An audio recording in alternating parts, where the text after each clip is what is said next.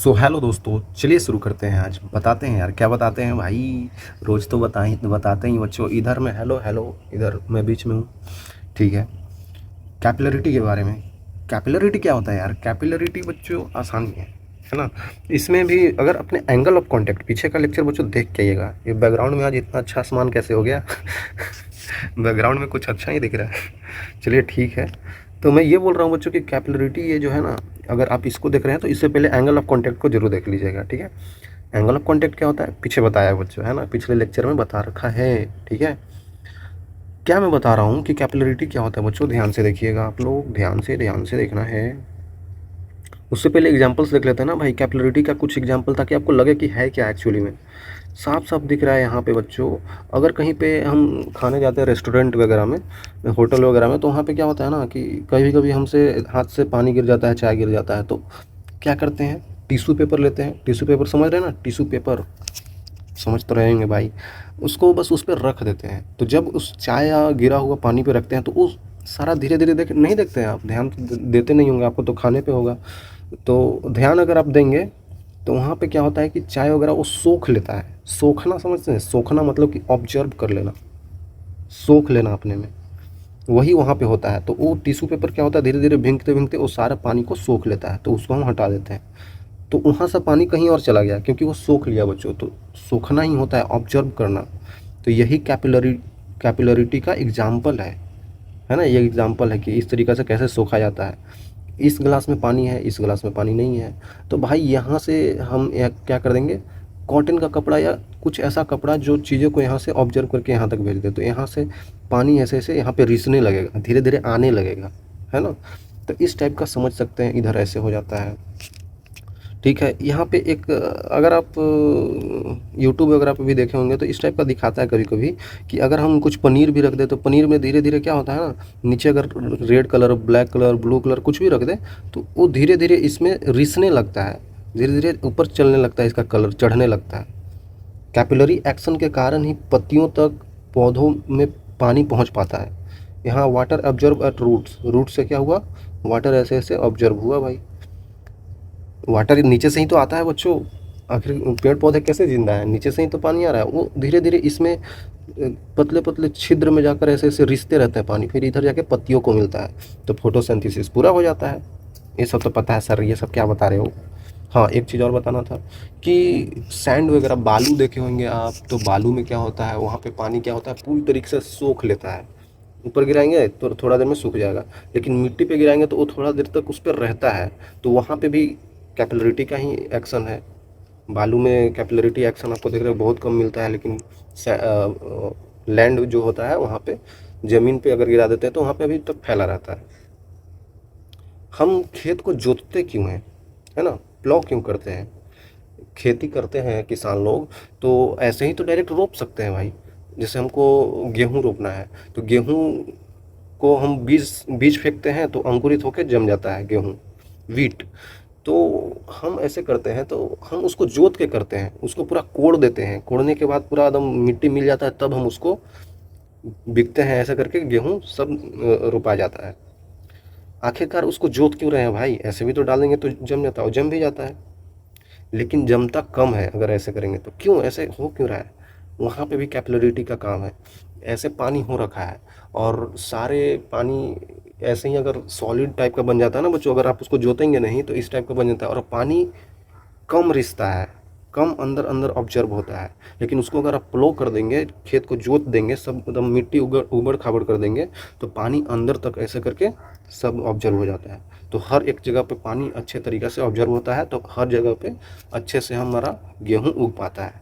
ये कारण है ना बच्चों। आसानी है, समझिएगा। इस टाइप से कैपिलरिटी का एग्जाम्पल है बच्चों। अगर आप कपड़े धोते हैं, नहीं सर हम नहीं धोते हैं, अरे धोगे बच्चों, जाओगे हॉस्टल में तो धोगे ही। अभी हमें ही धोना पड़ रहा है।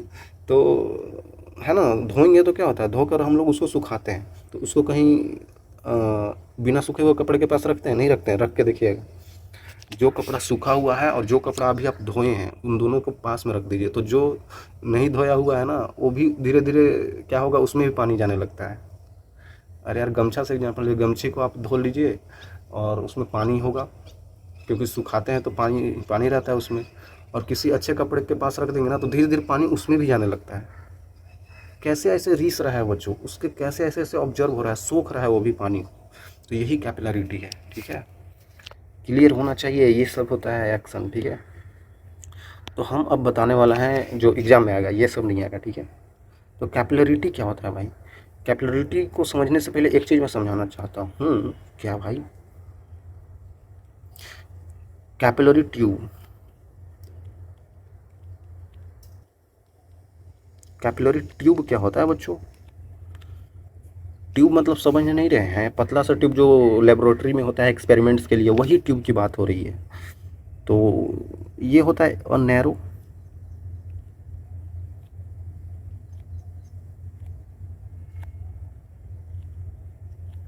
और नैरो शेप्ड, नैरो मतलब बहुत पतला सा शेप का, सिलिंड्रिकल,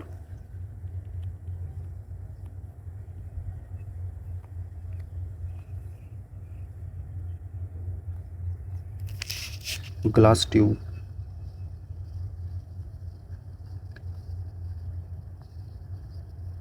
in which liquid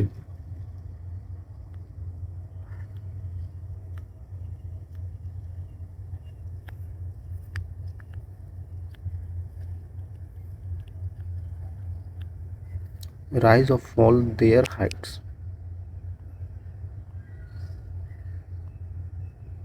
है ना बच्चों, ये काफ़ी आसान है यार, कोई दिक्कत नहीं होना चाहिए। एक narrow shaped cylindrical glass tube होता है जिसमें कि लिक्विड राइज या फॉल करता है। कैसे करता है, क्यों करता है, सब बताएंगे। अभी समझना ऐसे करता है, ठीक है।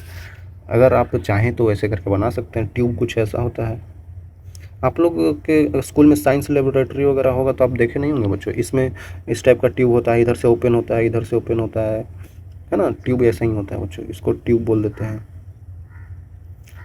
केमिस्ट्री लेबोरेटरी में तो होता ही है, मेरे स्कूल में तो था भाई, हम तो थोड़ा अमीर स्कूल में पढ़े हैं। हाँ, अमीर स्कूल में पढ़े हैं सर जी, बिल्कुल। ठीक है भाई, ऐसे हो गया।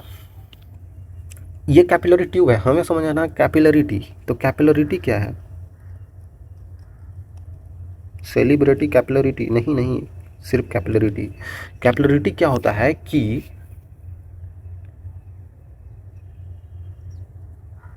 The rise and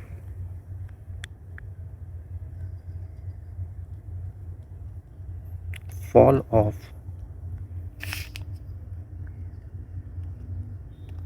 liquid levels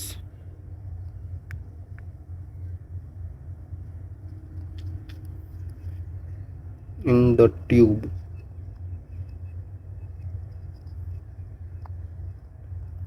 is called capillarity. इसी को कैपिलरिटी बोल दिया जाता है बच्चों, आ रहा समझ में?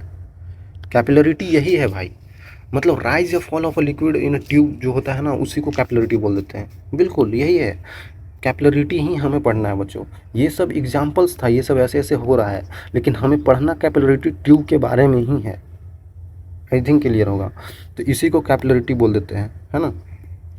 जिस तरीक़े से हाँ लिक्विड ऐसा कभी राइज करेगा और कभी हो सकता है लिक्विड फॉल भी कर जाए भाई, कुछ भी हो सकता है यार। पतला सा होता है बच्चों, हम ये मोटा बना रहे हैं लेकिन होता पतला सा है। मान लेते हैं यहाँ तक लिक्विड है ऐसे भरा हुआ, और यहाँ तक इसमें लिक्विड यहीं तक पहुँचा भाई, तो यहाँ क्या हो गया, यहाँ पे डिप्रेस हो गया, होगा आगे मैं बताऊँगा कैसे चले के। यहाँ पे डिप्रेस हो गया मतलब कि कम हाइट हो गया, राइज यहाँ पे फॉल कर गया, मतलब यहाँ पे फॉल बोल सकते हैं, फॉल। यहाँ पे क्या हुआ है, राइज हुआ है। देखिए यहाँ तक लिक्विड का सब मॉलिक्यूल्स है, और यहाँ तक ये क्या हुआ है, राइज हुआ है, हाइट में राइज हुआ है, ठीक है। आई थिंक क्लियर होगा यार। तो वही चीज़ देखने वाले हैं बच्चों, कैपिलरिटी में वही चीज़ है ना। लेट्स सी, है ना बच्चों, लेट्स सी, चलिए देखते हैं। तो ये एग्जाम्पल था। सबसे पहला चीज़ इसमें आ जाता है एसेंट फार्मूला, मतलब याद करना नहीं यार, समझ लेते हैं बस। देखिए समझिए बच्चों, समझिए। एक इस टाइप का आपको बड़ा सा दे रखा है, जिसमें कि हम लोग डुबाने वाले हैं किस चीज़ को, हम लोग एक कैपिलरी ट्यूब को डुबाने वाले हैं बच्चों।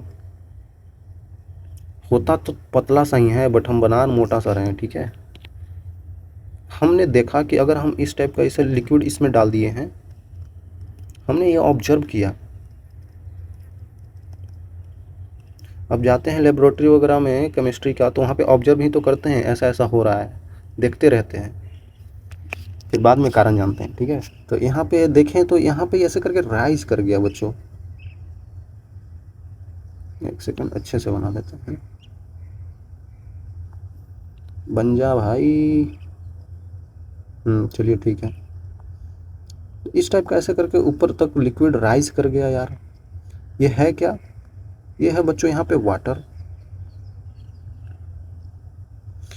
और ये है ट्यूब। ये ट्यूब किस चीज़ का बना है? ये ग्लास का ट्यूब है बच्चों। ये क्या है? ग्लास का ट्यूब।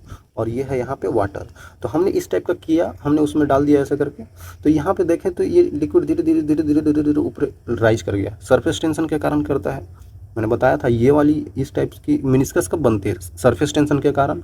और लिक्विड राइज क्यों किया? कैपिलरी एक्शन के कारण। ठीक है, यहाँ पे ये मिनिस्कस बन जाता है। मिनिस्कस क्यों बनता है मैंने पीछे बताया है बच्चों, वहाँ पे बताया है मैंने कैसे बनता है मिनिस्कस, कैसे वहाँ पे सरफेस टेंशन के कारण हो जाता है। और उसमें मैंने बताया था एक चीज़ कि कोहेसिव फोर्स और एडहेसिव फोर्स के कारण ये चीज़ ऐसे बन जाता है। ठीक है, यहाँ पे आपको ये चीज़ मैं बता रहा हूँ कि ये जो आप देख रहे हैं इस टाइप का बना है, यहाँ पे होगा क्या? ऑब्जर्व कीजिए थोड़ा सा। ऊपर यहाँ पे एयर ही है बच्चों, हर जगह पे एयर है अवेलेबल, है ना। तो यहाँ पे प्रेशर क्या होगा? पी नॉट होगा भाई। यहाँ पे प्रेशर क्या होगा? पी नॉट होगा। तो यहाँ पे क्या होगा? प्रेशर पी नॉट होगा। सेम हाइट पे लिक्विड का प्रेशर सेम होता है, तो यहाँ पे हर जगह पे पी नॉट, कोई दिक्कत नहीं है भाई। यहाँ पे भी एयर ही तो है, ऊपर का एयर का पार्टिकल, तो यहाँ पे भी प्रेशर क्या हो गया? पी नॉट हो गया भाई। चलिए ठीक है, यहाँ पे प्रेशर क्या हो जाएगा? चलिए इसको थोड़ा सा हम लोग जूम करते हैं। थोड़ा सा बच्चों क्या करते हैं? जूम करते हैं।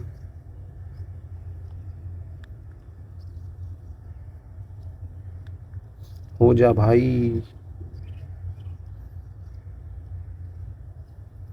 हम लोग क्या कर रहे हैं बच्चों? थोड़ा सा इसको जूम कर रहे हैं।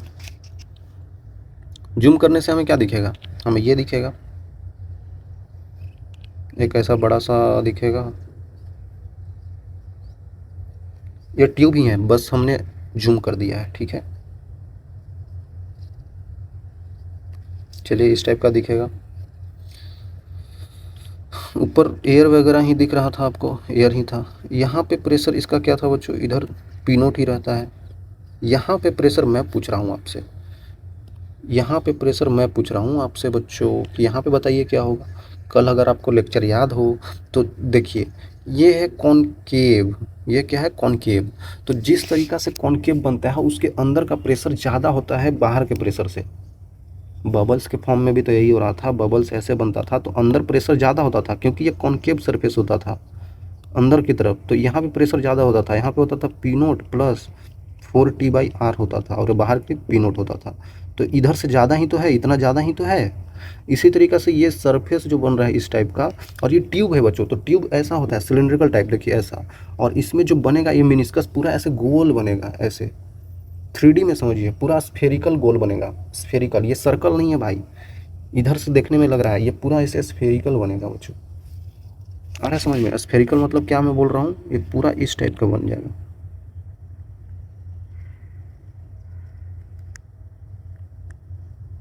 स्फेरिकल मतलब बच्चों ये मैं बोल रहा हूँ कि देखिए,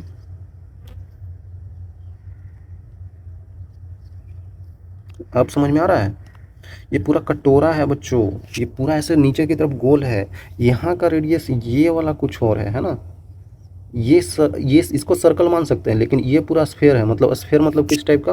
ये पूरा इस टाइप का इसे स्फेयर है। ठीक है ना, आई थिंक क्लियर होगा। चलिए ये भी बना देते हैं आपके लिए।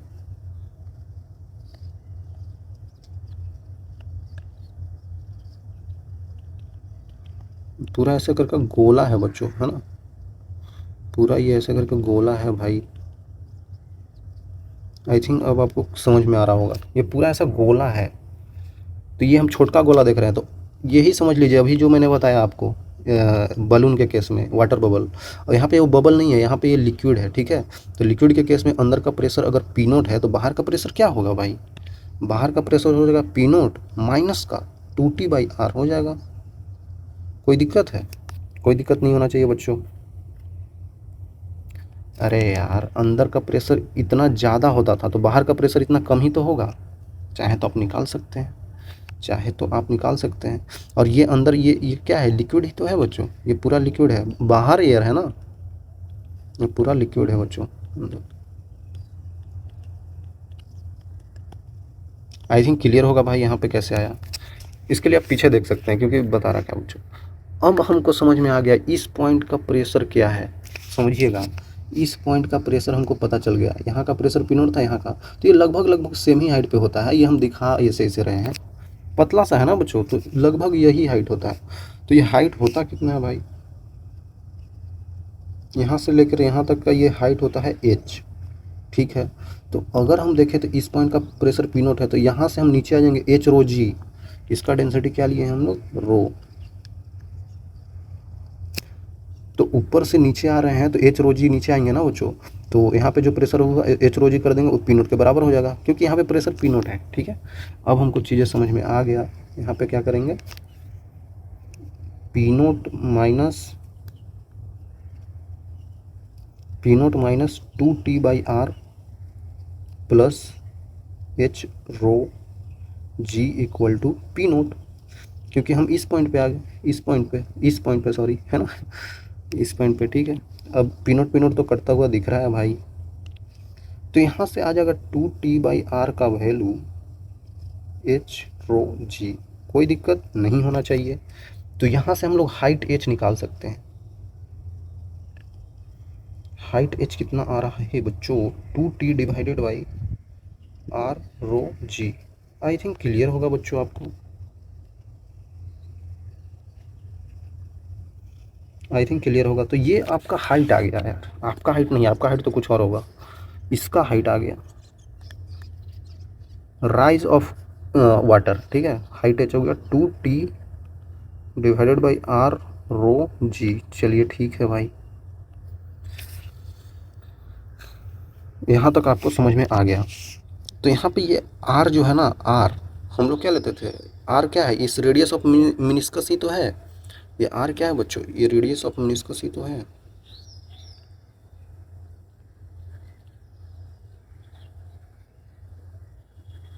ये रेडियस ऑफ मिनिस्कस ही तो है। ओके, और यहाँ पे R देखिए, R बता देता हूँ।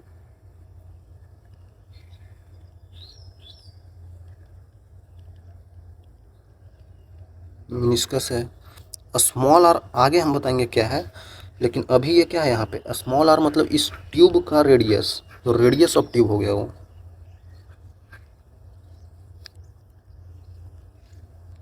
रेडियस ऑफ ट्यूब हो गया, मतलब ट्यूब का रेडियस है वो। ठीक है, अब बाकी और तो चीज़ें समझ ही रहे होंगे कि ये है डेंसिटी ऑफ लिक्विड। ठीक है, और बाकी चीज़ें आप देख ही रहे हैं। ये क्या है? Surface tension.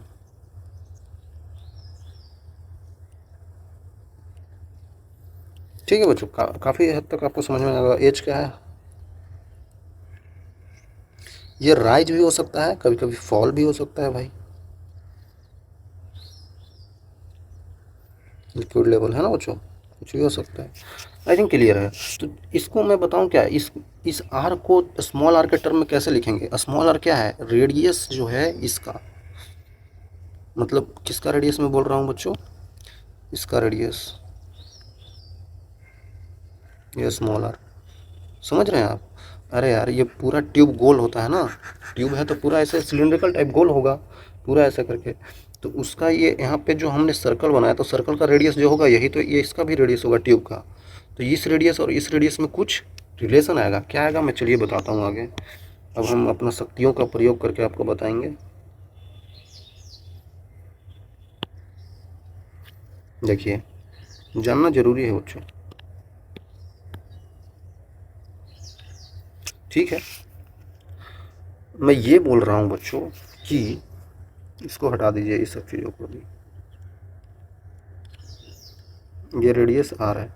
मैंने कल क्या बताया था, कैसे एंगल ऑफ कांटेक्ट लेते हैं। इस ये जो सटा हुआ है, ये जो कैपिलरी क्या बोलते हैं इसको, सरफेस टेंशन के कारण इस टाइप का हो रखा है, मिनिस्कस बन रखा है। तो एक हम लोग लेते थे, कैसे लेते थे? आपको कल का वीडियो याद होना चाहिए। एक इस टाइप का ले लेते थे और एक इस ट्यूब से सटा हुआ ले लेते थे, इस टाइप का लाइन, और इन दोनों के बीच का जो एंगल होता था वही एंगल थीटा होता था, और थीटा ही यहाँ पे क्या होता था, angle of contact, angle of contact. ये चीज़ आपको पता होना चाहिए बच्चों, क्योंकि आप किसी को एंगल ऑफ कांटेक्ट लेंगे तो गलत हो जाएगा भाई। एंगल ऑफ कांटेक्ट ये होता है, कोई कोई बच्चे इसको ले लेंगे और बोलेंगे कि, और इसको ले लेंगे कहेंगे ये एंगल ऑफ कांटेक्ट है। नहीं बच्चों, ये जो लेयर बन रखा है ना इस टाइप का, ऐसा मिनिस्कस टाइप, तो उससे हम लोग टेंजेंट ड्रॉ करते हैं, उस पर एक टेंजेंट ड्रॉ करते हैं और एक ट्यूब पे टेंजेंट ड्रॉ करते हैं, और ट्यूब का टेंजेंट हमेशा लिक्विड के अंदर जाना चाहिए भाई, तब जाकर ये मिलेगा। नहीं तो ये भी तो है, इसको भी ले लेंगे तो ये एंगल हो जाएगा। नहीं नहीं, वो लिक्विड के अंदर ही जाना चाहिए, और ये इस पे क्या होना चाहिए, टेंजेंट होना चाहिए। तो टेंजेंट इसी के डायरेक्शन में होना चाहिए कि इस डायरेक्शन में होना चाहिए, टेंजेंट इस डायरेक्शन में होना चाहिए। आई थिंक क्लियर होगा। टेंजेंट कोई कर्व पे बनाएंगे तो ऐसा ही तो बनाएंगे बच्चों, और ये ऐसे है। आई थिंक क्लियर होगा, आई थिंक क्लियर होगा बच्चों। चलिए, कल मैंने बताया था, आज भी बता दिया, कल और अच्छे से बताया बच्चों, अगर आप चाहें तो देख सकते हैं। इसलिए बताया क्योंकि समझिए, ये एंगल तो 90 है भाई, ये तो ऐसे है और ये ऐसे है, तो ये पूरा कितना है, 90 तो है बच्चों। ये एंगल थीटा है तो ये एंगल क्या हो जाएगा, 90 माइनस थीटा। बिल्कुल आसानी से बता सकते हैं ये एंगल को, इस टाइप का है, ठीक है। एक तरीका और है, ये देखिए, इसको थोड़ा सा ऐसे एक्सटेंड कर दीजिए बच्चों, थोड़ा सा इसको ऐसे करके एक्सटेंड कर दीजिए, और ये इस टाइप का है, तो ये ऐसे लाइन है और ये ऐसे है, तो ये एंगल थीटा, तो ये भी एंगल थीटा। ओके, तो ये एंगल हमारे पास क्या हो गया, थीटा। थीटा थीटा उसको पीटा। ये देख सकते हैं रेडियस और टेंजेंट के बीच का एंगल 90 डिग्री का होता है, तो ये थीटा, तो ये 90 माइनस थीटा। ठीक है भाई, तो ये हो गया बच्चों 90 माइनस थीटा, ये रेडियस था, और ये कितना हो जाएगा, ये पूरा 90 है, ये 90 माइनस थीटा है, तो ये कितना हो जाएगा, थीटा। ओके, आखिरकार हम यहाँ पहुँच गए, ये एंगल थीटा होता है। तो अब समझिएगा बच्चों, अब समझिएगा, हम इसको ऐसे बताने वाले हैं, ये ऐसे है, ये ऐसे, और ये ऐसे है बच्चों, ठीक है। तो ये रेडियस आर है, ये एंगल थीटा है, और ये स्मॉल आर है, ये क्या है, स्मॉल आर ही तो है। ठीक है भाई, ये 90 है, तो यहाँ से कॉस और थीटा का वैल्यू आप आसानी से बता सकते हैं, small R by capital R. तो यहाँ से स्मॉल आर का वैल्यू हो जाएगा आर कॉस ऑफ थीटा। अब आया समझ में बेटा, बेटा किसको बोले सर खुद को ठीक है। यहाँ पे समझिए, ये थीटा, इसके बीच में रिलेशन आ गया ना, स्मॉल आर कैपिटल आर। पीछे हमने क्या निकाला था, पीछे जो हाइट राइज निकाला था एज का वैल्यू, वो क्या था बच्चों, 2t divided by, 2t divided by क्या था बच्चों, आर रो जी। तो एच का वैल्यू अब कैसे लिख सकते हैं, T, 2t cos of theta लिख देंगे। कैपिटल आर का वैल्यू, अरे यार यहाँ पे कैपिटल आर का वैल्यू क्या होगा, R upon cos of theta, तो कॉस ऑफ थीटा ऊपर चला गया, तो नीचे स्मॉल आर रो जी। अब आपको समझ में आ गया बच्चों, यही आ गया हमारे पास हाइट राइज, किसके टर्म में, स्मॉल आर के टर्म में, और ये स्मॉल आर है रेडियस ऑफ ट्यूब। मैं बार बार फिर से बोल रहा हूँ, ये है रेडियस ऑफ ट्यूब, ठीक है, ट्यूब का रेडियस है। और यहाँ पे ये जो रेडियस हमने ले रखा है, ये है radius of, radius of meniscus, meniscus, ठीक है। तो ये हो गया, यहाँ पर साफ साफ आपको एक चीज़ और दिख रहा होगा कि हाइट जो है इन्वर्सली प्रोपोर्शनल टू रेडियस आ रहा है, मतलब कैपिटल आर, हाँ ये तो कांस्टेंट ही है बच्चों, ये स्मॉल आर का वैल्यू तो कांस्टेंट ही होगा, ठीक है। तो ये कैपिटल आर के आ रहा है इन्वर्सली प्रोपोर्शनल, कि इसका कितना बनेगा, इसका कितना रेडियस बनेगा, तो ये डिपेंड करता है इसके पे। ये छोटा छोटा सा बन जाता तो इसका, है ना बच्चों, रेडियस भी छोटा या बड़ा हो सकता था, ठीक है। आई थिंक क्लियर होगा बच्चों, आई थिंक क्लियर होगा। यहाँ पे ध्यान दीजिएगा, अगर आप यहाँ पे अगर ध्यान दीजिएगा, ये इस पे इन्वर्सली प्रोपोर्शनल है, बाकी सब चीज़ें कांस्टेंट है, 2t रो जी, ये सब सारा कांस्टेंट है बच्चों। क्यों, सरफेस टेंशन का वैल्यू कांस्टेंट होता है,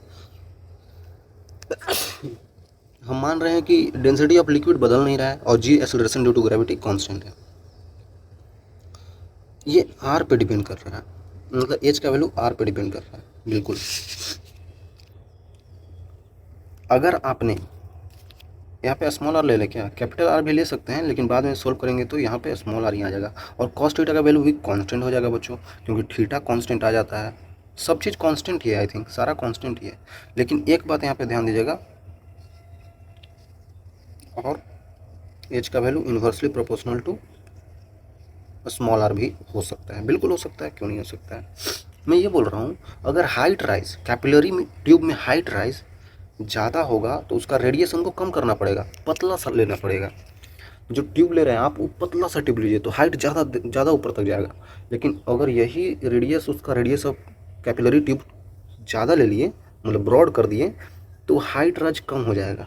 इसीलिए मैं बोल रहा हूँ कि हाइट राइज तभी ज़्यादा होगा जब रेडियस को आप कम कर देंगे भाई, ठीक है, जब रेडियस को आप कम कर देंगे। समझिएगा चीज़ों को, आई थिंक क्लियर होगा भाई आपका।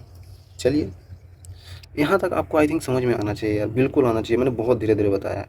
मैं ये चीज़ बताने वाला हूँ कि ये कैपिलरी जो देख रहे हैं आप, कैपिलरी में राइज कैसे कैसे हो रहा है। एक में हमने देखा कि ऊपर जाके ऐसे करके बना दिया, एक होता है मरकरी। देखिए ये कौन सा केस है, मैं लिख देता हूँ यहाँ पे।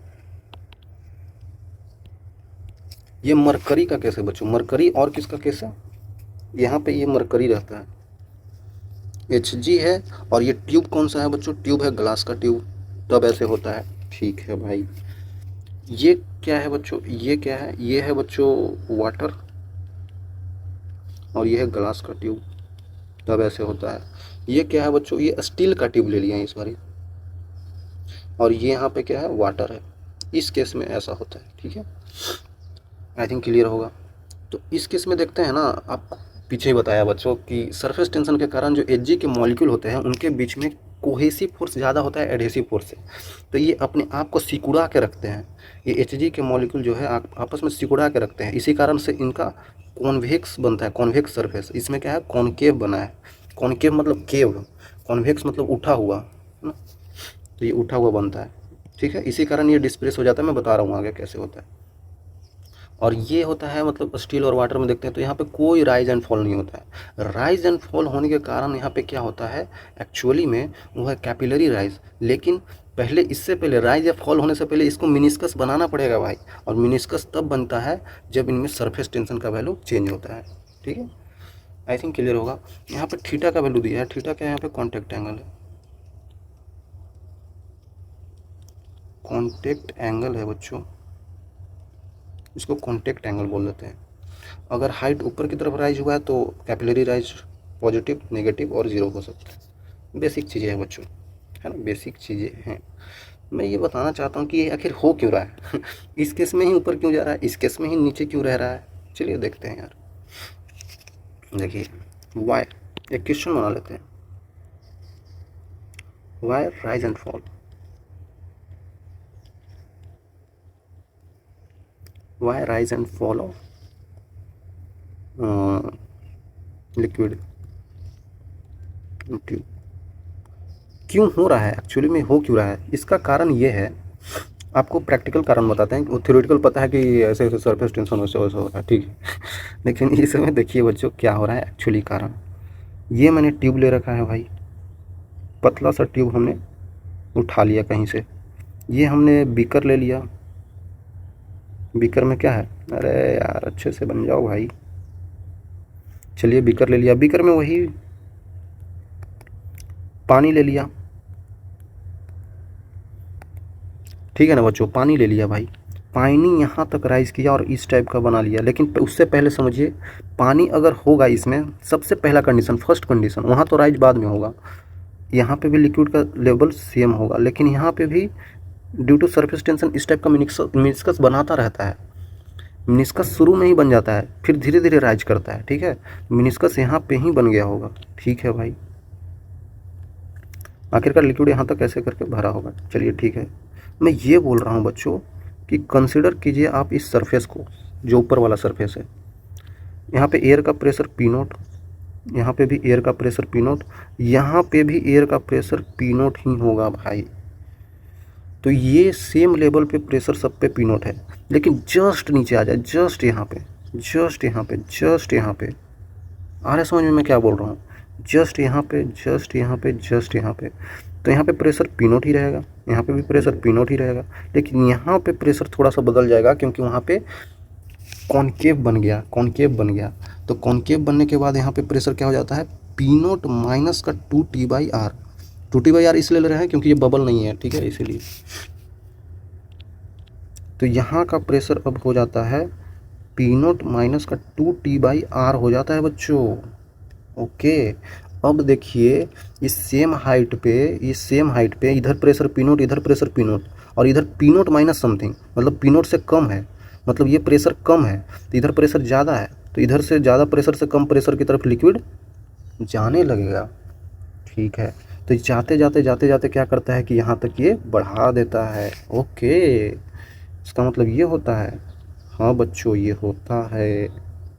अब आपको समझ में आ रहा है? तो धीरे धीरे राइज करते करते यहाँ तक ऐसे करके राइज कर जाता है, ठीक है। आई थिंक अब आपको क्लियर हो गया होगा। राइज करते करते एच हाइट तक यहाँ से ऐसे करके राइज कर जाता है। आई थिंक क्लियर होगा बच्चों। तो यहाँ तक राइज कर गया ये भाई, धीरे धीरे चलते चलते समझ में आ गया। सेम ही केस इधर भी होता है, सेम ही केस इधर भी होता है। देखिए मैं आपको बता रहा हूँ, ये तो हमने राइज का केस लिया, और फॉल का केस कैसे होता है, ऐसा ही। फॉल का भी केस ऐसा ही होता है बच्चों, कोई दिक्कत नहीं है वहाँ पे।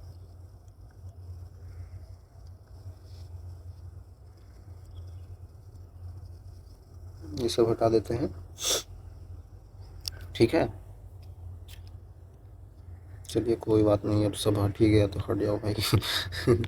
एक मैंने ऐसे करके ट्यूब ले लिया यहाँ पे भी बच्चों। चलिए देखिए, ये ट्यूब ले लिया, यहाँ पे सेम ही हाइट है, लेकिन यहाँ पे ये लिक्विड जो है ये Hg है बच्चों। यहाँ पे ये जो लिक्विड था ये वाटर था बच्चों। Hg के केस में क्या होता है कि ये अपवर्ड ऐसा उत्तल, मतलब इस टाइप का बनाता है, ठीक है। तो समझिएगा बच्चों, मैं ये बोल रहा हूँ कि ऊपर तो हवा है, एयर ही है, तो एयर में प्रेशर हर जगह पे वही होता है, पी नोट ही होगा। तो मान लेते हैं एयर का प्रेशर इस पॉइंट पे, इस पॉइंट पे और इस पॉइंट पे पी नोट है, पी नोट है, और यहाँ पे भी पी नोट है भाई, ठीक है।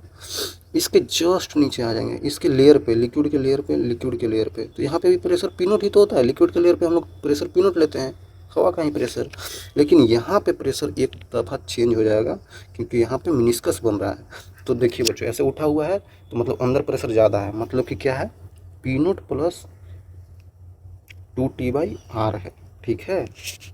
ओके, मतलब कि ज़्यादा है, अंदर का प्रेशर क्या है बच्चों, ज़्यादा है।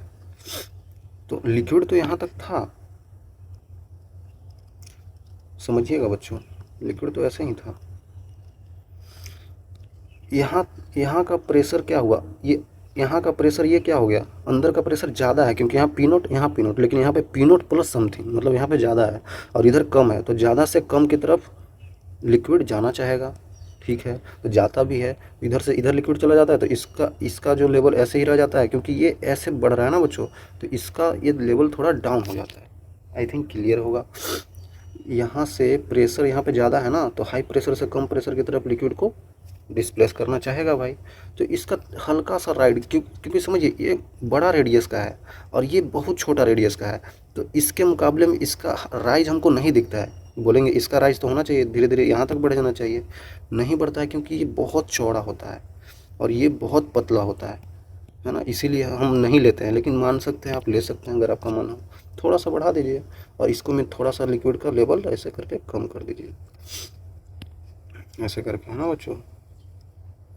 आई थिंक क्लियर होगा। तो यहाँ पे क्या हो गया, डिप्रेस हो गया,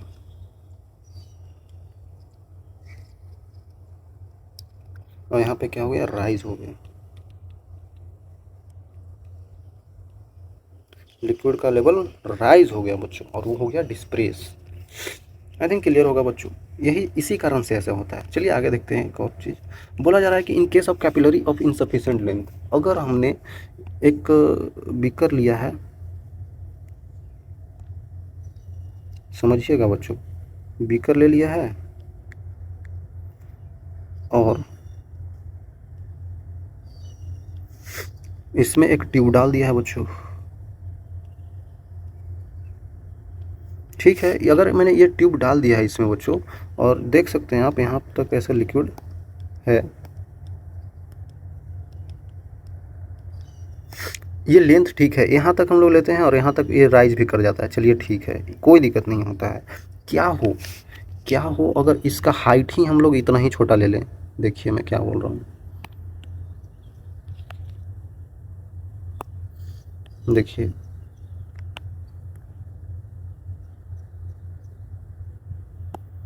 क्या हो अगर हम इसका हाइट ही इतना ही तक ले लें। भाई इसको हटा दो भाई, बहुत छोटा हाइट का ले लिए, यहीं तक हाइट है इसका।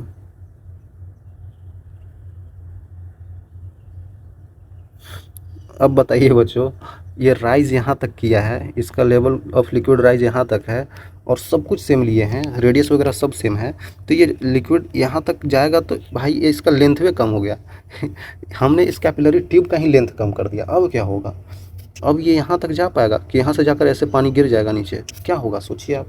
हो सकता है यहाँ से जाकर ऐसे करके फूलता जाए, बबल बना ले, हो सकता है यहाँ से जाकर लिक्विड ऐसे गिरने लगे, हो सकता है धीरे धीरे जाए यहाँ पे, धीरे धीरे रिसने लगे, हो सकता है गिरे ही नहीं, हो सकता है पहुँचे ही नहीं। क्या होगा, होगा क्या? तो होता कुछ नहीं है, होता बस इतना सा है कि लिक्विड धीरे धीरे ये इसको क्या पता है, इसको पता है कि हम राइज करते जाते हैं और यहाँ पे जाते ही इसको क्या दिखेगा कि हमारे आगे कुछ नहीं है, कुछ नहीं है भाई हमें बढ़ने के लिए, क्योंकि हमें यहाँ तक बढ़ना है। कुछ नहीं दिखेगा तो कुछ करता भी नहीं है, जाकर बस यहाँ पे हल्का सा क्या करता है बच्चों, हल्का सा एक बना लेता है इस टाइप का मिनिस्कस और यहीं पे रुक जाता है। इसका यही काम है, इसके आगे जाते ही नहीं। ऐसा ही हमने देखा है करके, ऐसा ही हो जाता है। यहाँ पे इसका कर्वेचर जो है ना काफ़ी छोटा बन जाता है और यहाँ पे कर्वेचर बड़ा हो जाता है। यहाँ पे कर्वेचर छोटा होता है और यहाँ पे क्या होता है, कर्वेचर बड़ा हो जाता है। यही बस अंतर होता है। इसका रेडियस बच्चों बड़ा हो जाता है, ठीक है। ओके कोई दिक्कत नहीं है, रेडियस बड़ा हो जाता है भाई। यहाँ पे रेडियस मान लेते हैं आर का वैल्यू बड़ा हो गया और यहाँ पे आर का वैल्यू छोटा था, ये आर डैश मान लेते हैं। तो साफ साफ मैं बता रहा हूँ आपको, आर डैश का वैल्यू बड़ा हो गया आर से, ठीक है। जो हमने हाइट लिया है वो इसका एच हाइट मान लेते हैं। इस ट्यूब का हाइट जो है, इस ट्यूब का हाइट एच है और इस ट्यूब का हाइट एच डैश है। तो साफ साफ पता है बच्चों, एच का वैल्यू बड़ा है एच डैश से। आपको एक चीज़ और पीछे ही मैंने बताया है कि जो हाइट राइज होता है वो एच का वैल्यू क्या होता है। अच्छा हाइट राइज का कुछ और लिख देते हैं ना, यहाँ पे ऐसा ले लिया है हमने,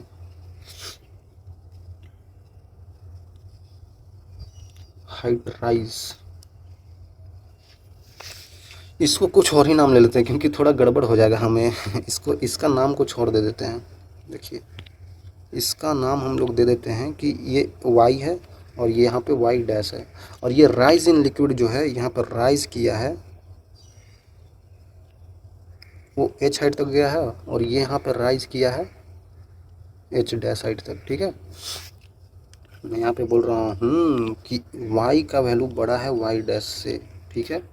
आई थिंक क्लियर होगा। तो हाइट राइज जो होता है एच का वैल्यू वो क्या होता है, 2t divided by R rho g. I think clear होगा बच्चों, आई थिंक क्लियर होगा। साफ साफ दिख रहा है आपको बच्चों। एच इंटू आर का वैल्यू क्या होता है, कांस्टेंट होता है, 2t बाई रो जी। ये वैल्यू तो कांस्टेंट ही है क्योंकि हम वैल्यू चेंज कर रहे हैं आर का और एच का। याद रखिएगा हम यहाँ पे क्या चेंज कर रहे हैं, रेडियस और हाइट एच। आई थिंक क्लियर होगा भाई। तो ये वैल्यू क्या होता है, कांस्टेंट होता है, तो हम इसको इक्वल टू में कांस्टेंट लिख सकते हैं। किसी चीज़ का वैल्यू कांस्टेंट है तो इसका मल्टीप्लिकेशन ये कांस्टेंट होगा। तो H into R equal to H dash जो हुआ है इंटू आर डैश कांस्टेंट होगा, ठीक है भाई। यहाँ पे दिख रहा है अगर हमको, अगर आर डैश का वैल्यू बढ़ गया है, मतलब आर डैश मतलब इसका रेडियस का वैल्यू बढ़ गया है तो इसका हाइट कम हो गया है, मतलब कि एच डैश का वैल्यू कम हो गया है। यही तो होना पड़ेगा, एक अगर बढ़ा दिए इस साइड का तो इसको कम करना पड़ेगा, क्योंकि इसका मल्टीप्लिकेशन का वैल्यू कांस्टेंट है। तो एक को बढ़ाएंगे एक को कम कर देंगे तो ओवरऑल कांस्टेंट ही रहेगा। तो ये चीज़ देखने को मिलता है। ठीक है भाई, चलिए यहाँ तक आई थिंक आपको समझ में आ गया होगा। आपको पता है यहाँ पे आर का वैल्यू क्या होता है? तो स्मॉल आर का value R cos of theta होता है भाई। ठीक है। यहाँ पे ऐसे भी कर सकते हैं, तो स्मॉल आर का value capital R cos theta होता है बच्चों। तो यहाँ पे कैपिटल, समझिएगा ये कैपिलरी ट्यूब है, इसका रेडियस तो हम लोग नहीं बदल रहे हैं, दोनों जगह पे रेडियस तो सेम ही है। यहाँ पे भी आर है, यहाँ पे भी आर है, वो तो हम नहीं बदल रहे हैं। लेकिन हम बदल क्या रहे हैं? आर डैश का वैल्यू, आर का वैल्यू सेम इन बोथ। ये तो सेम ही रहेगा, ये तो ट्यूब का रेडियस है। तो मतलब ये वैल्यू भी क्या है? कांस्टेंट हो गया। अब आर का वैल्यू क्या हो गया? कांस्टेंट हो गया भाई।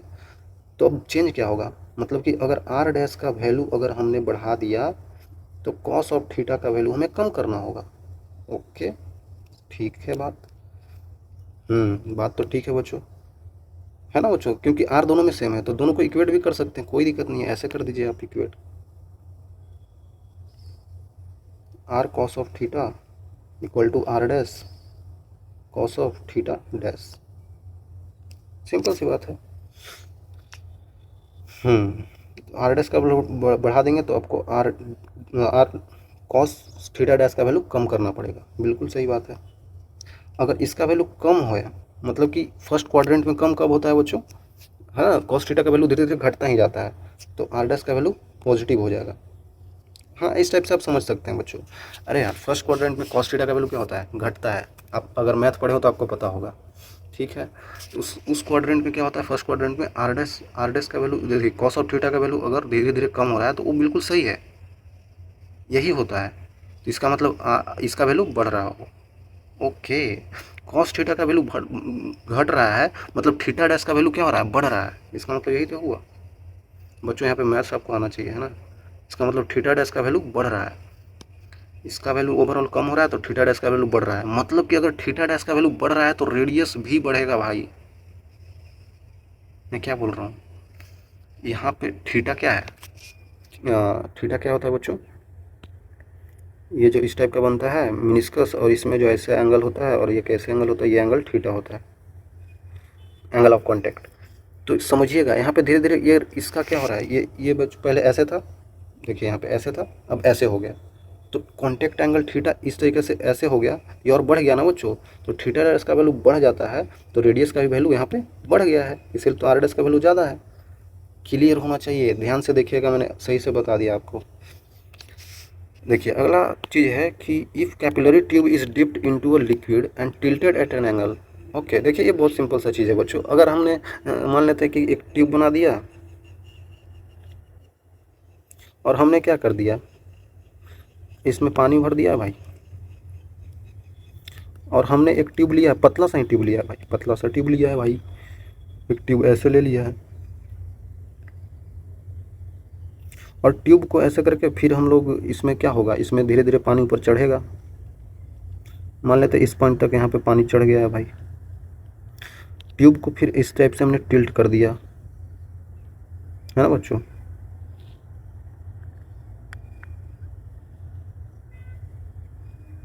ये तो कुछ अलग ही बन गया भाई। ठीक है, ट्यूब को हमने इस टाइप से कुछ टिल्ट कर दिया, तो ये लिक्विड का लेयर अभी भी देखते हैं तो इधर से ऐसे ऐसे चढ़ता है और चढ़ते चढ़ते इसी पॉइंट तक आता है। ये एक्सपेरिमेंट के थ्रू हमने बच्चों देखा। ठीक है, मतलब ये हाइट अगर एच है, एच हाइट तक राइज किया है, तो ये भी हाइट तो एच ही है। इसका हाइट कुछ बढ़ नहीं जाता है टिल्ट करने से। ठीक है, आई थिंक क्लियर होगा। तो हमने क्या है, टिल्ट किया है। ठीक है भाई, मान लेते हैं हम लोगों ने अल्फ़ा एंगल से टिल्ट कर दिया है। इधर एंगल क्या लिया हमने? अल्फ़ा। समझिएगा, ये एंगल इसका, ये लेंथ इसका एल दे दिया है जहाँ तक ये गया है। अरे यार, ठीक है, ये लेंथ एल दे दिया है, ये लेंथ ऐसे क्या होगा बच्चों? अरे यार, सिंपल ही तो बात है। एक ऐसे दे दिया है हाइट, और एक ऐसे दे दिया है ये लेंथ, ये लेंथ दे दिया है, ये हाइट दे दिया है, ये एंगल हमको दे दिया है अल्फ़ा। तो यहाँ से हम नहीं बता सकते हैं, इसको ऐसे मिला दो। कॉस ऑफ अल्फ़ा क्या होता है, हाइट अपॉन लेंथ हो जाएगा, क्योंकि ये 90 है। आपके सिंपल सी बात है, इसको बस ऐसे कर दिया हमने। तो यहाँ से एच का वैल्यू आ जाएगा आपके पास L cos of alpha. I think clear होगा बच्चों। तो एच का वैल्यू चेंज नहीं हो रहा है, एच डजंट चेंज, एच का वैल्यू चेंज ही नहीं हो रहा है भाई, एच का वैल्यू चेंज नहीं हो रहा है बच्चों। चेंज हो रहा है ये एल का वैल्यू कॉस ऑफ अल्फ़ा से कम हो जाएगा तब। तो इस टाइप का होता है, कुछ इसमें दिक्कत नहीं है। अगर आएगा सवाल आप कर सकते हैं, बिल्कुल आसानी से कर सकते हैं। ठीक है, एक चीज़ और बताना है आपको, देखिएगा ध्यान से बच्चों। एक बड़ा सा ट्यूब हमने ले रखा है, इतना बड़ा, हाँ भाई इतना बड़ा। इसमें क्या किए हैं, लिक्विड को ऐसे करके भर दिए हैं भाई, सेम लेवल पे है। ठीक है, हो ये रहा है यहाँ पे कि हमने क्या कर रहा है कि हम शेप बदल रहे हैं। अब जो ट्यूब्स हैं उनका शेप बदल रहे हैं, तब क्या होगा। एक ट्यूब का शेप हमने ले लिया भाई, वो ऐसे है, पतला सा ट्यूब है बच्चों, ऐसे ट्यूब ले लिया। ठीक है, एक ट्यूब हमने ले लिया कुछ इस टाइप का, कुछ ज़्यादा ही टिल्ट कर दिया।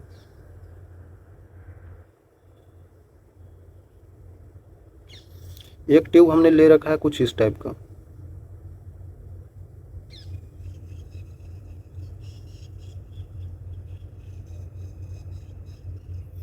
ठीक है। एक ट्यूब हमने ले रखा है कुछ इस टाइप का। हमने ट्यूब का जो है ना शेप साइज बच्चों चेंज कर रहे हैं हम लोग। ठीक है, तो यहाँ पे लिक्विड राइज करते करते मान लेते हैं एच हाइट तक यहाँ पे आ गया। ठीक है, कोई दिक्कत नहीं होना चाहिए यहाँ तक। इसमें भी बच्चों देख रहे हैं कि height of liquid rise same हुआ है, ऐसा हमने देखा, लेकिन एक्चुअली में ऐसा कुछ होता नहीं है। मैं आपको बता रहा हूँ क्यों, कंडीशन होना चाहिए इसके लिए भाई। देखिए यहाँ तक ये लिक्विड राइज किया है। ठीक है, ये लिक्विड राइज एच हाइट तक हुआ है, ये भी एच हाइट तक हुआ है, ये भी एच हाइट तक हुआ है।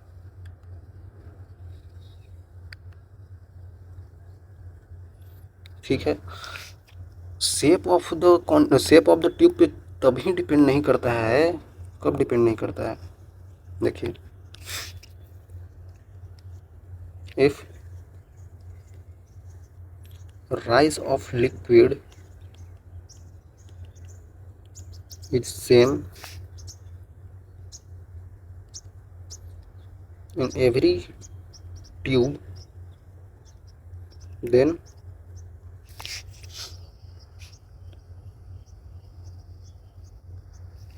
they must have same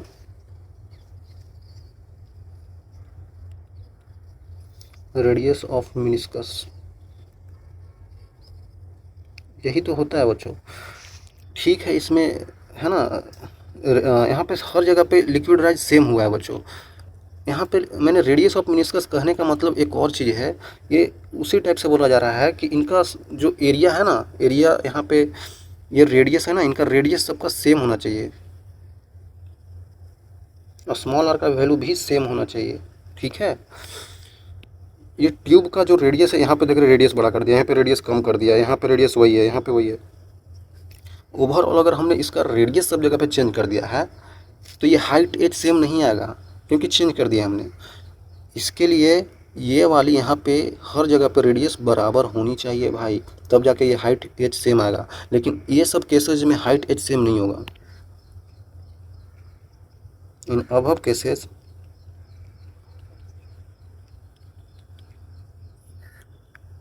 height h will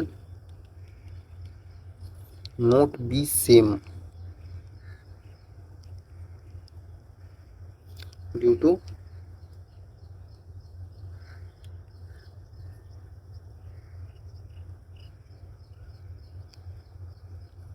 areas, indefinite areas है ना, एरिया इनका सेम नहीं है, इसीलिए ऐसा होगा। ठीक है, चलिए आगे चलते हैं बच्चों, सवाल कर लेते हैं यार, एक दो सवाल कर लेते हैं जल्दी से। क्या बोला जा रहा है, water rises in the capillarity with a certain height such that the upward force of the surface tension is balanced by इतना Newton of force of weight of the liquid. अरे यार एक ट्यूब में बच्चों राइज करता है, चलिए हम राइज नहीं बनाते हैं, इस टाइप का राइज किया होगा, ट्यूब होगा, इसमें लिक्विड राइज किया होगा, ऊपर तक राइज कर रहा है ऊपर की तरफ, मतलब इस टाइप का मेनिस्कस बना रहा होगा। तो बोल रहा है कि इसका सर्टेन हाइट तक पहुंच गया है, मान लेते हैं ये एच हाइट तक यहाँ से पहुंच गया है,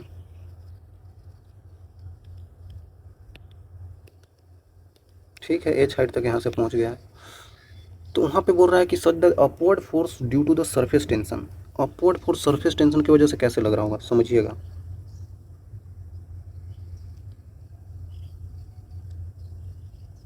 इस टाइप का होगा। मैं ये बोल रहा हूँ कि सरफेस टेंशन क्या चाहता है, अगर यहाँ पे अगर कॉन्केव सरफेस बनता है तो मैंने बताया था वहाँ पे बच्चों की कोहेसिव फोर्स इनके बीच का कम हो जाता है और एडहेसिव फोर्स ज़्यादा हो जाता है। एडहेसिव फोर्स मतलब इस ट्यूब का मॉलिक्यूल्स और इस वाटर के मॉलिक्यूल्स के बीच का फोर्स ज़्यादा हो जाता है, इसी कारण ये इधर चिपकता है, तो चिपकने के कारण इनका फोर्स ऑफ इसका इधर है ना ज़्यादा हो जाता है, ये इस टाइप का लगता है। ठीक है, आई थिंक क्लियर होगा यार। इस टाइप का चिपक रहा है ना, तो इस टाइप से इधर की तरफ ये एक इस टाइप का क्या लगा रहा होगा, मतलब सरफेस टेंशन ही तो है ये अरे यार ये सरफेस टेंशन ही तो है, इधर सरफेस टेंशन क्या चाह रहा है, ये इसके बीच का और इसके बीच का फोर्स से ज़्यादा है, तो वो चाहेगा कि हम ऐसे करके खींचे रहें, हम ऊपर की तरफ खींचे रहें, ऊपर की तरफ। लेकिन Hg मरकरी के केस में क्या था, वो अपने मॉलिक्यूल को खींच रहा था, वहाँ पे कोहेसिव फोर्स ज़्यादा था, तो अपने मॉलिक्यूल को ऐसे खींच रहा था, और यहाँ पे ये ऐसे खींच रहा है, ऐसे क्यों खींच रहा है, क्योंकि यहाँ पे एडहेसिव फोर्स ज़्यादा है, ट्यूब और वाटर के बीच के मॉलिक्यूल का फोर्स ज़्यादा है, इसलिए ऐसे खींच रहा है ऊपर की तरफ, तो सरफेस टेंशन भी सरफेस पे लगता है तो वो भी ऊपर ही खींच रहा होगा। ठीक है भाई, तो ये इस डायरेक्शन में ऐसे खींच रहे हैं, इस डायरेक्शन में ये ऐसे खींच रहे हैं। ठीक है, ओके भाई, और इनके ये एंगल को हमने मान लिया है कि ये एंगल बच्चों यहाँ पे क्या है, थीटा है, तो इधर वाला आ जाएगा कॉस ऑफ थीटा, इधर साइन ऑफ थीटा, तो यहाँ पे टी साइन ऑफ थीटा बच्चों यहाँ पे हर जगह पे कैंसिल आउट हो रहा होगा। ये बच्चों पूरी तरीके से स्फीयर टाइप का है ना, तो हर जगह पे साइन ऑफ थीटा और हर जगह पे ऊपर वाला कॉस ऑफ थीटा ऐड होके टी कॉस ऑफ थीटा बना लेगा। सो T1 T2 T3 होगा ना ऐसे ऐसे, तो पूरा मिला के ये हो जाएगा टी कॉस ऑफ थीटा, इधर से भी आ गया होगा टी कॉस ऑफ थीटा, तो हर मिला के टी कॉस ऑफ थीटा ऊपर की तरफ ऐसे लग रहा होगा। ठीक है, और यही बैलेंस हो रहा है नीचे वाला वेट जो कि है 75 इंटू 10⁻⁻4 न्यूटन का। ठीक है, इससे बैलेंस हो रहा है भाई। सरफेस टेंशन क्या होता है, एक सेकेंड, मैं क्या लिख रहा हूँ, मैं क्या लिख रहा हूँ बच्चों, सरफेस टेंशन नहीं है ना ये इस पर इधर की तरफ फोर्स लग रहा है, सरफेस टेंशन तो इसके, अरे यार ये फोर्स है बच्चों, ये फोर्स है, सॉरी यार, सॉरी सॉरी सॉरी सर, गलती करते हो आप, अच्छे से पढ़ के नहीं आते हो, ये फोर्स है ना बच्चों। अब बोलेंगे फोर्स ही क्यों ले लिए भाई, अरे यार ये फोर्स ही तो है इसको इधर की तरफ खींचने वाला।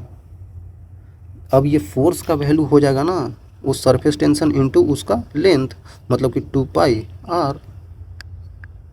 पाई आर होगा, मैं इसलिए लिया।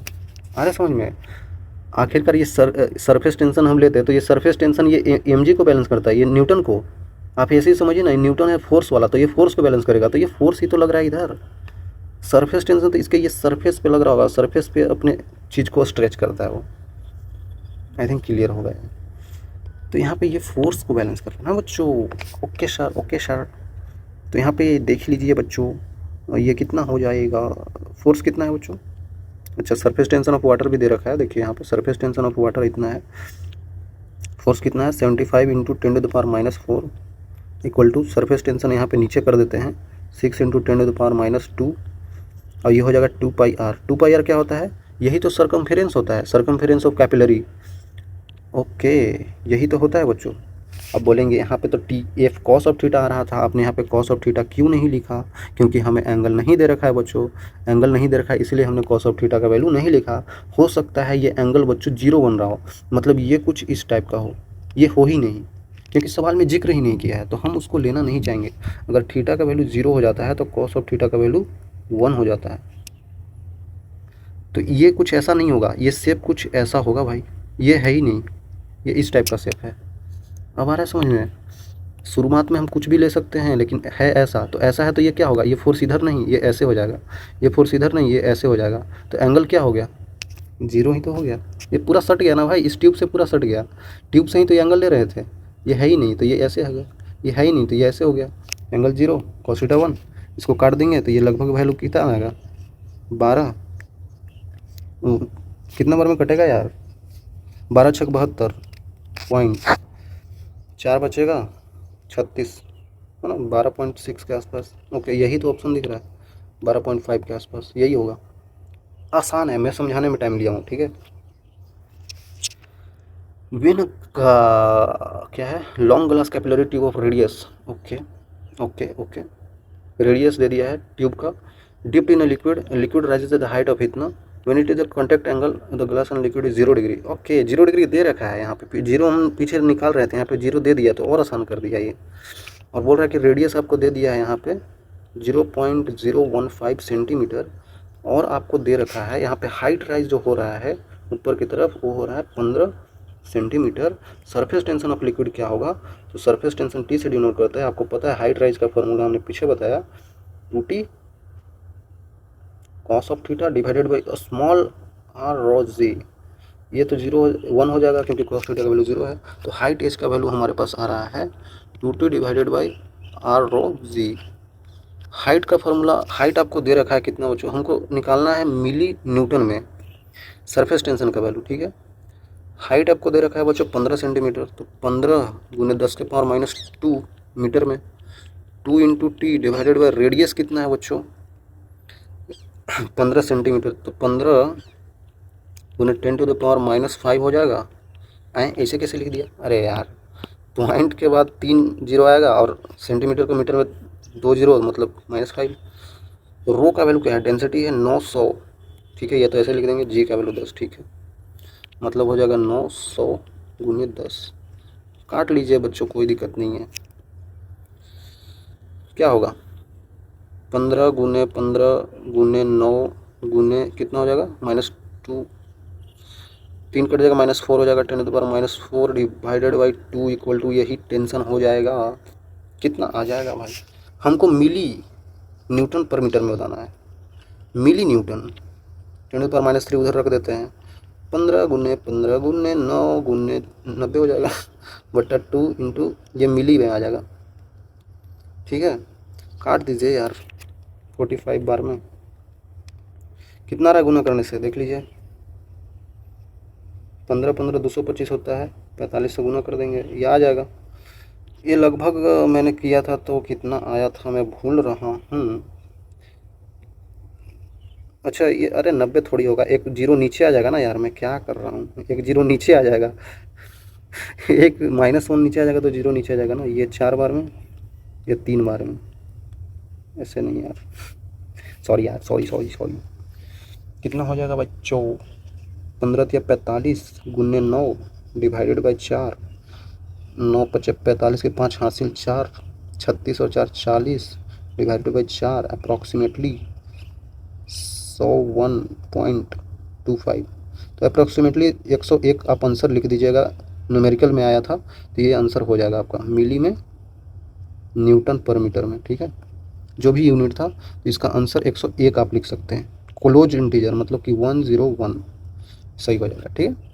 काफ़ी आसान है बच्चों, तो यहाँ तक आने के लिए आपको मिलेगा एक बहुत बड़ा वाला थैंक यू, मिलेंगे आगे, तब तक के लिए ओके बाय।